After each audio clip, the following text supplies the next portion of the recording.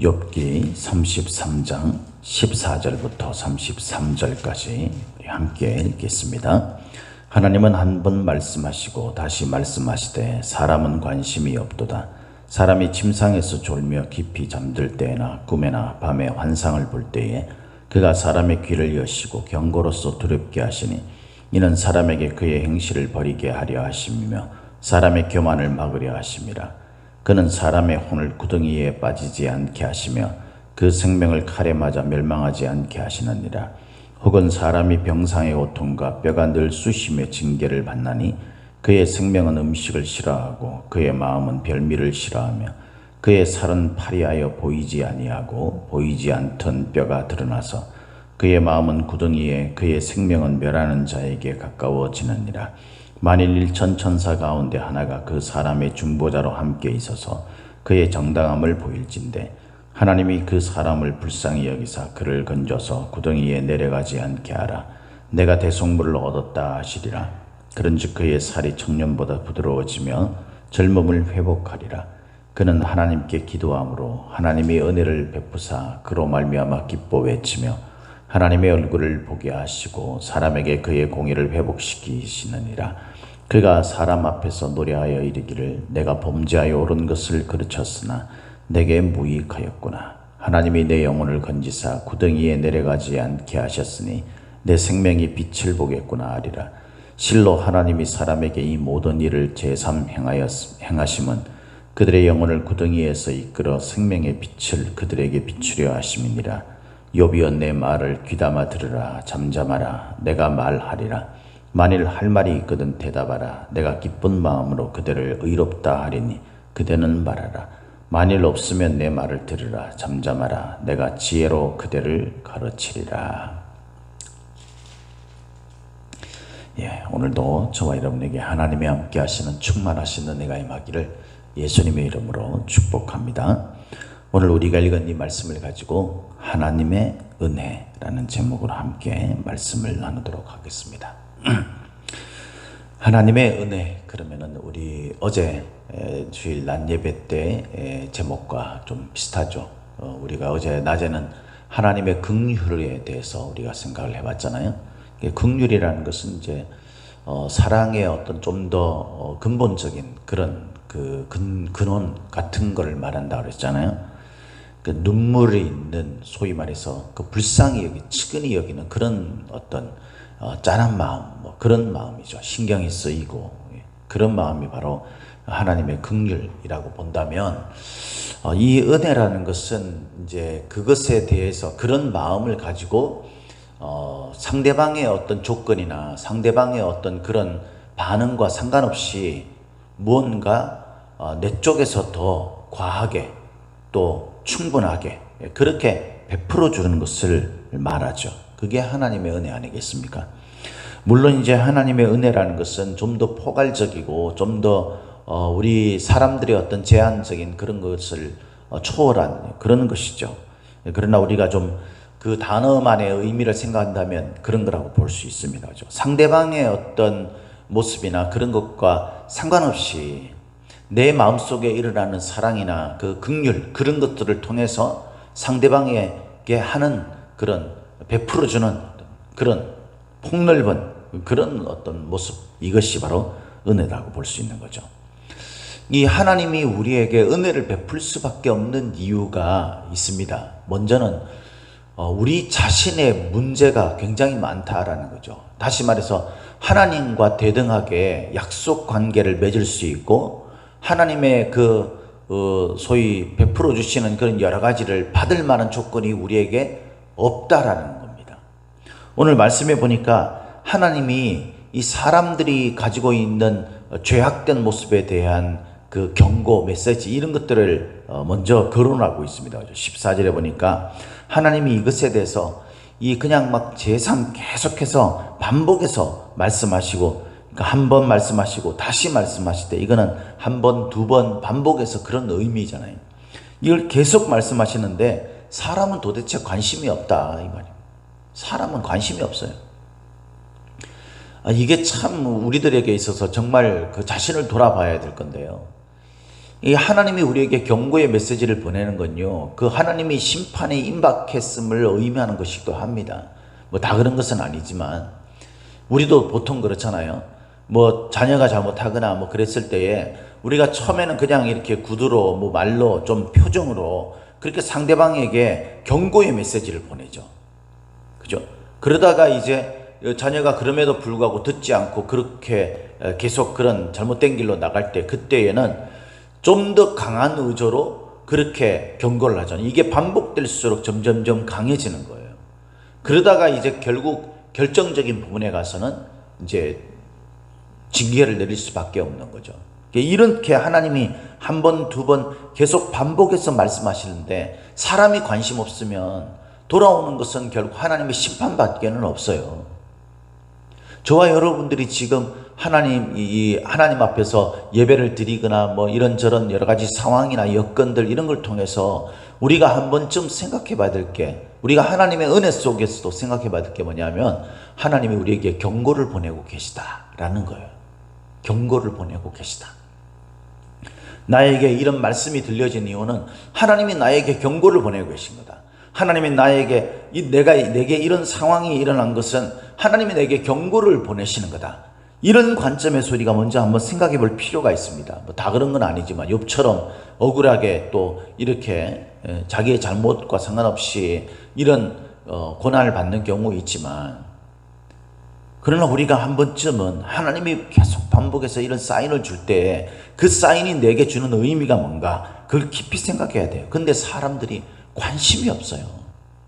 이게 참 무섭고 이게 참 너무나 위험한 그런 우리들의 반응이죠. 사람들이 계속 침상에서 졸며 깊이 잠들 때나 꿈에나 밤의 환상 이런 걸 볼 때 끊임없는 하나님의 메시지를 말하는 거잖아요. 이거 끊임없이 하나님께서 메시지를 주는 거예요. 그렇게 해서 사람의 귀를 여시고 경고로서 두렵게 그렇게 하시는데,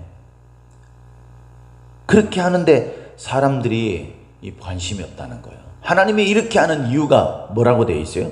우리가 그 뒤에 이제 나오는 그 17절부터 이렇게 보면은 그 행실을 버리게 하고 교만을 막으려고 하는 것 때문이라 그랬어요. 하나님 앞에서 저와 여러분들이 하나님 없어도 사는 것처럼, 하나님 없어도 되는 것처럼 사는 그런 우리들의 모습, 이것이 우리가 곧 내 인생의 하나님이고 내 인생의 주인이라서 내가 그냥 하나님 상관없이, 내가 뭐 하나님의 은혜가 필요하지 않아, 그냥 나는 내 인생을 살아갈 수 있어. 우리가 예배를 드리고 교회에 나와서 신앙생활 한다고 하지만 정작 내 삶의 어떤 영역에도 또 내 삶의 어떤 특정한 부분에 하나님의 은혜가 없어도 우리가 살아갈 수 있는 것처럼 그렇게 살고 있다면 여러분, 우리가 하나님 앞에 교만한 거예요. 우리의 모든 삶의 영역에서, 우리의 삶의 모든 부분들에서 하나님의 은혜 없이는 살 수 없다라고 생각해요. 그것이 맞는 거잖아요, 여러분. 실제로. 그런데 우리가 하나님께 관심이 없으니까 하나님이 경고의 메시지를 보내도 관심 없고 은혜를 베풀어도 관심 없어요. 그러니까 그냥 자기가 자기 인생 사는 것처럼 사는 거예요. 그래서 교회에 오면은 뭐 그냥 아무 생각도 없고 감각도 없고 교회에 일을 하긴 하는데 그게 뭐 그냥 책임감 때문에 할 수 없이 하는 거고, 그냥 우리가 그렇게 옛날부터 해왔던 신앙생활이니까 그냥 그렇게 하는 거죠.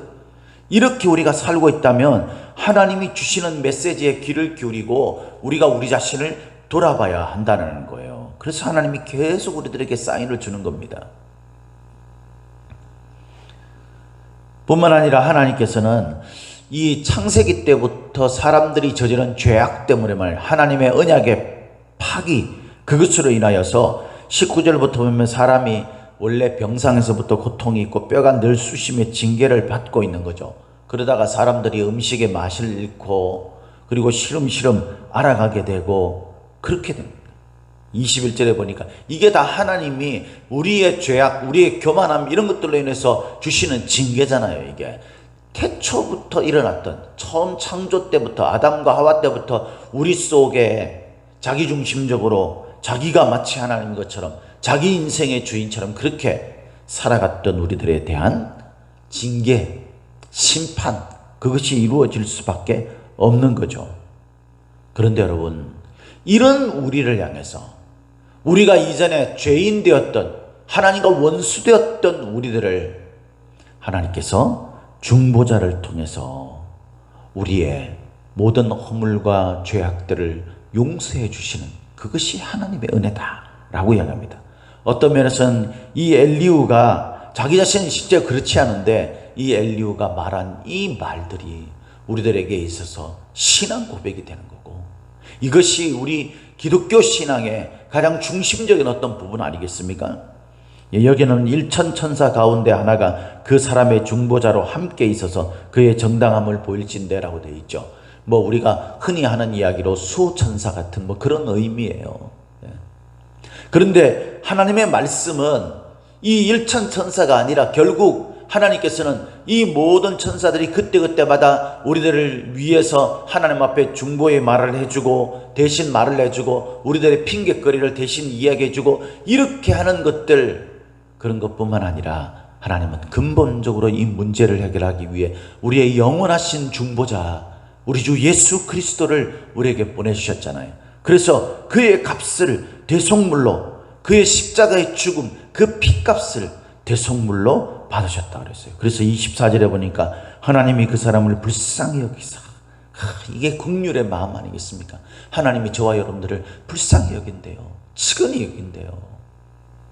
그래서 주님께서 우리를 위해서 대신 십자가에 피 흘려 죽으신 그 희생 제물, 그것을 받으시고 우리가 구덩이에, 이게 구덩이라는 것은 죽음, 사망, 그걸 말하는 거죠. 그게 내려가지 않도록 우리를, 예수님을 대속물로 얻었다, 그렇게 말씀하셨어요. 대신 값을 지불했다. 우리는 값을 지불한 적이 없어요. 사실 우리가 무슨 우리의 죄값을 다 지불할 만한 능력이나 그런 의로움이 우리에게 있습니까, 여러분? 우리는 하나님이 수없이 우리에게 경고의 메시지를 날리는데도 우리가 무관심하게 관심 없이 그냥 나에게 주어진 삶을 그냥 열심히 살아가는 그런 인본주의적 사상에 물들어 있는 우리들을 주님께서는 그래도 우리를 구원하시고자, 하나님은 그래도 우리를 품에 안으시고자 하나님의 만드신 모양과 형상을 따라서 그 코에 생기를 불어넣으시고 만드신, 그래서 우리를 향한 무한한 애정을 가지고 계신 그 하나님께서 수호천사가 우리를 위해서 대신 우리에게 중보의 그런 어떤 말들을 하나님 앞에 말할 뿐만 아니라 근본적으로 우리를 대신하여 그리스도 예수께서, 하나님의 아들이신 예수님께서 대신 값을 지불하시고 대속물로 죽으셨다. 그것을 희생값으로 받으시고요, 우리의 모든 것들을 새롭게 해주신다 그랬어요. 그래서 25절에 보면 이 참 재밌는 표현이잖아요. 그런즉 그의 살이 청년보다 부드러워지며 젊음을 회복하리라. 여러분, 우리가 꿈에도 원하는 것이 회복 아닙니까? 지금 코로나19로 인해서 우리의 믿음이 땅바닥에 아주 밑바닥에 떨어져 있고 우리의 모습이 형편없잖아요. 근데 이 모든 것들을 다시 회복시켜, 믿음의 청춘으로 회복시켜 주겠다는 거예요. 우리의 육신은 점점 나이가 들어서 흰머리가 생기고 우리가 앞서서 병상의 고통이나 인생의 수많은 그런 고난들, 이런 과정들을 겪으면서 우리에게 일어난 일은 21절에 보니까 그의 살은 파리하여 보이지 아니하고 보이지 않던 뼈가 드러나서, 여러분, 우리가 어떤 일을 만나고 우리가 어떻게 사느냐에 따라서 보였던 것이 보이지 않게 되고요, 보이지 않았던 것들이 보이게 됩니다. 하나님의 의로 충만한 기쁨, 세상이 줄 수도 알 수도 없는 그 기쁨으로 충만했던 우리의 모습이, 빛나던 우리의 모습이 세상 욕심에 물들고 우리의 교만에, 또 우리의 죄악에, 고난과 고통 속에 있었던 우리의 인생길을 통해서 수많은 이런 우리들의 불신앙, 믿음 없는 우리들의 모습으로 인해 가지고 그 은혜의 빛이 떨어지고요, 세상 탐욕으로 물들어 있는 우리의 얼굴의 모습이 드러나고 고난으로 인해서 지쳐 있는 우리의 인생의 모습이 드러나는, 우리가 어디에 있느냐, 어디를 향하느냐에 따라서 하나님의 은혜의 빛이 드러나기도 하고 세상 죄악의 빛이 드러나기도 하는 거예요. 죄악의 모습이 드러나기도 하는 거예요.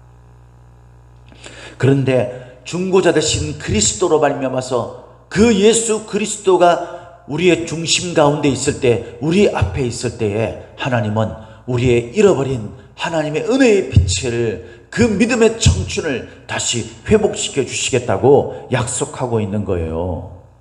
그는 하나님께 기도함으로 하나님이 은혜를 베푸사 그로 말미암아 기뻐 외치며 하나님의 얼굴을 보게 하시고 그 사람의 그의 공의를 회복시켰다 그랬습니다.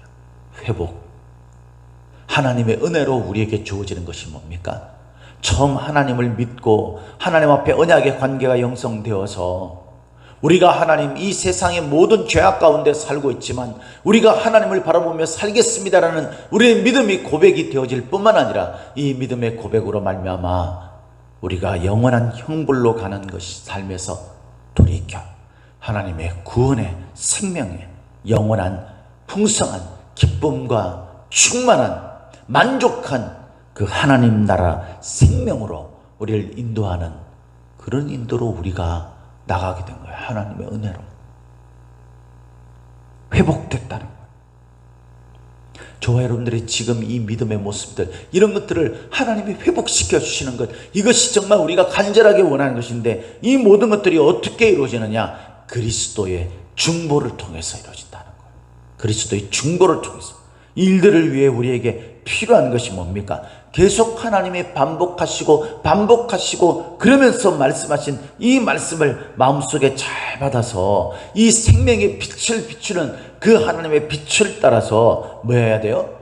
엘리후가 말하는 것처럼, 물론 이 엘리후가 자신의 말을 너 좀 들어라 이렇게 이야기하는 좀 엘리후적인, 우리가 이렇게 제3자의 관점에서 볼 때는 사람이 사람에게 내 말 들어 너 잠잠해 이렇게 말하면서 좀 교만한 모습이지만, 우리가 이것을 영적으로 우리가 좀 마음속에 생각을 해보면 하나님의 말씀에 우리가 잠잠하고 주님의 말씀이 좀 귀담아 들어야 돼요.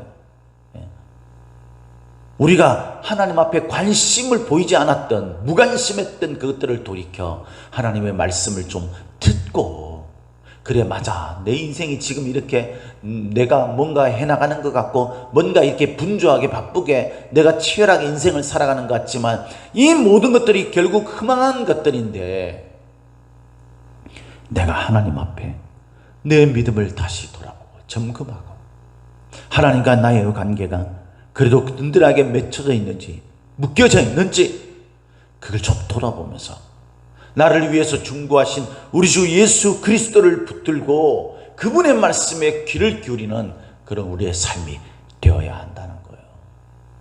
사랑하는 성도 여러분, 오늘도 하나님의 은혜는 여전히 우리에게 빛을 비추고 계십니다.